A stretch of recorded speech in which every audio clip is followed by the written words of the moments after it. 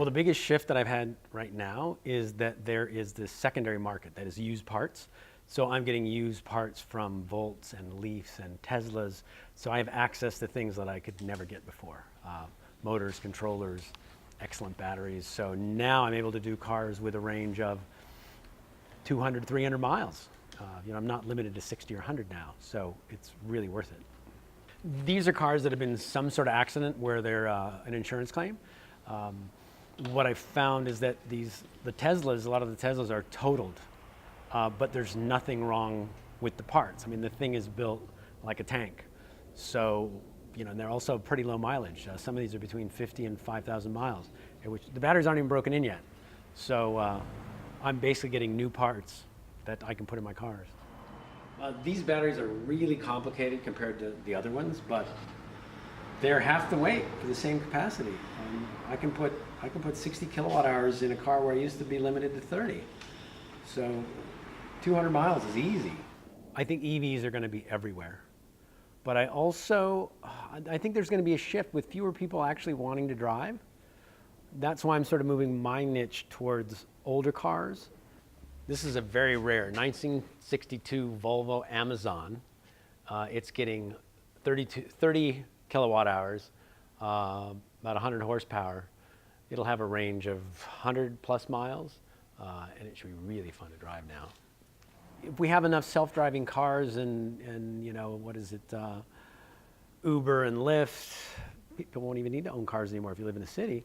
But for those of us who still enjoy cars, we can drive them and have fun with them and not pollute and feel responsible, but still have these beauties on the road.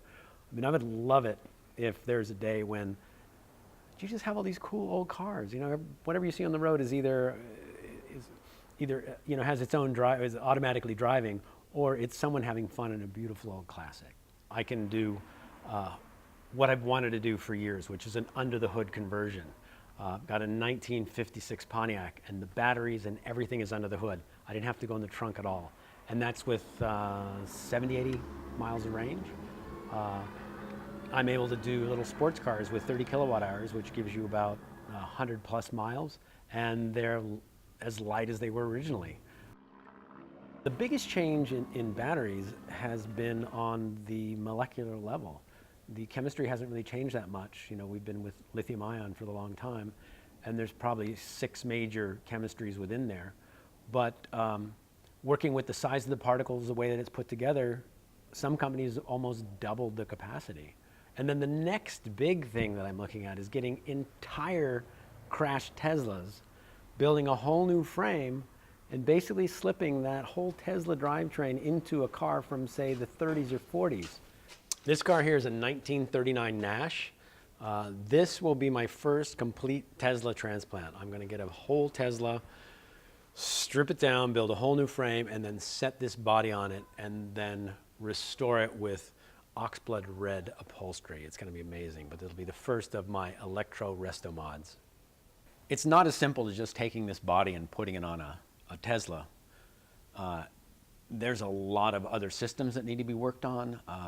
Batteries are an easy one. We just hook up our own battery management system. But motors and controllers need new control boards. The cars run on proprietary software, and frankly, we don't know how to make it work. So we are coming up with our own control boards and our own systems to hack this stuff and actually make it work. With running boards and big pontoon fenders, restoring these things and having these beautiful cars that are now daily drivers that are fast and safe and really fun.